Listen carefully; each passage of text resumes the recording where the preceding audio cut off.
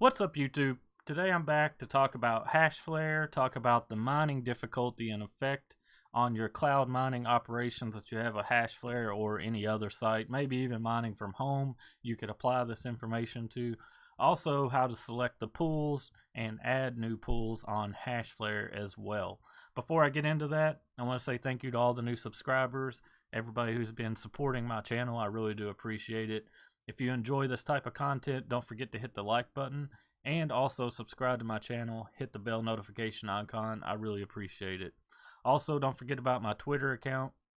You can follow me there in order to get notifications of new videos as well. So let's go ahead and jump into it. So what we're looking at here is my Hashflare account, 161 terahashes. This revenue forecast over here on the right is not an accurate depiction of what would actually be paid out on a daily basis, weekly, monthly, and so on.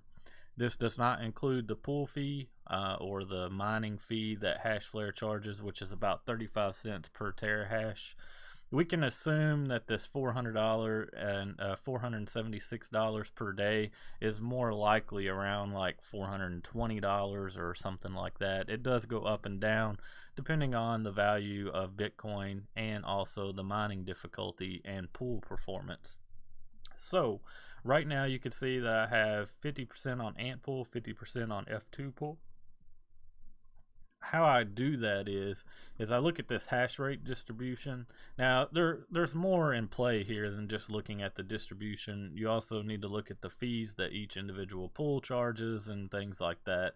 But generally, you could get maybe a little bit more profitability if you select the optimal pool to mine on. So you can see currently I had 50% on ant pool, 50% on F2 pool. These pools here are not available on Hashflare. If you go here, which I can't right now because I just updated it today, but we'll look at this one, the script mining one, as an example. So to select a different pool, you'd use these drop downs.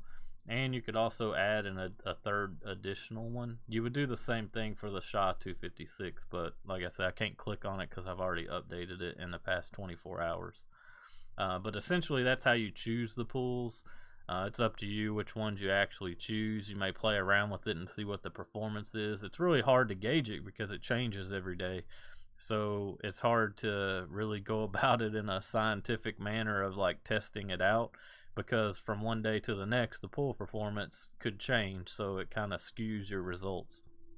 So play around with it on your own, see what you like, see what does best for you. You may take a look at this chart. I'll link it down below if you want to keep an eye on which pools are the top pools as far as the distribution of the hash rate. And I also wanted to talk about mining difficulty and the profitability over the course of time. So this calculator, which I'll link down below, it's called My Crypto Buddy. Somebody linked it in one of the comments and I finally got around to checking it out and playing around with it. Just wanted to show it to you guys for any of you who hadn't heard of it already. So fill in your hash rate up here, fill in the pool fee. The pool fee fluctuates, this percentage does, even though it's 35 cents per terahash.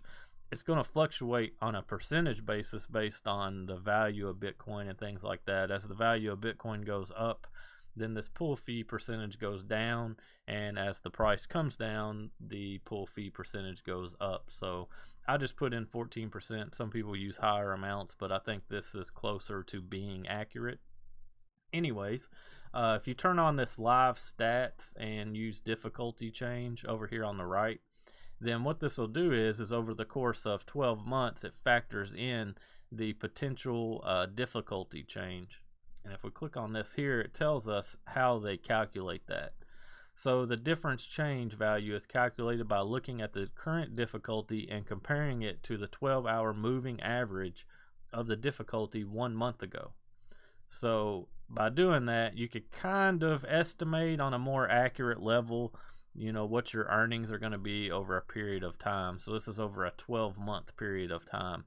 Now, if we look back here, you can see it says 1 year, 174,000. Now, of course, this is not taking into account the fee. Keep that in mind. And then here it shows after 12 months, $89,114. That's a pretty significant difference. If you look at, say you had 20 terahashes, over the course of a year, you're looking at $11,058.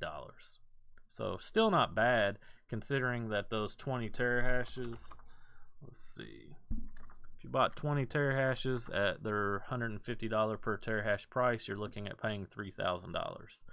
So even with the difficulty change, you're looking at quite a bit of profit there. I mean, coming out with $11,055, factoring in the difficulty change. Now, this does not factor in changes in the value of Bitcoin. You know, if we were to kind of roll back to like that $8,000 mark or something like that, or even $10,000, of course, this is going to affect that as well. But if we go up, then of course, this is going to change also.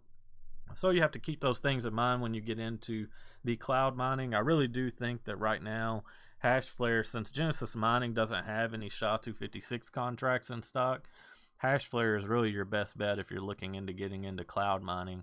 And I really wouldn't suggest any of the other algorithms that they offer, like the Ethereum mining and Zcash mining, things like that. They're a total waste when it comes to profitability. Your money is much better spent on the SHA-256 contracts. But you can find calculators online if you really want to look into it yourself and make your own decision. Use a calculator, put in how much you're going to be spending on the contract, how many or what the hash rate that you're buying is, and look at the profitability, and you'll see that what I'm telling you is correct, that they're really not that profitable. The only sense I could make out of mining some other coin is if you really believe in that coin and you're going to hold on to it long term, waiting for it to get its value, a higher value, then it might have turned out to be profitable for you. But then again, you probably could have just bought the coin right now while it's cheaper and held on to it as well and still came out ahead. So it's really up to you. You just have to think about all of your options that you have when it comes to cloud mining, or if you want to mine from home. There's just a lot of factors to think about, and the answer is not always going to be the same from person to person. So those are just my opinions on it. That's all I got for you today, guys. Like I said, if you enjoy this content, please subscribe to my channel, hit the bell notification icon, follow me on Twitter, hit the like button on this video if you like this type of content. And I hope everybody has a blessed day and a blessed weekend. Thank you guys so much for your support. Have a good one.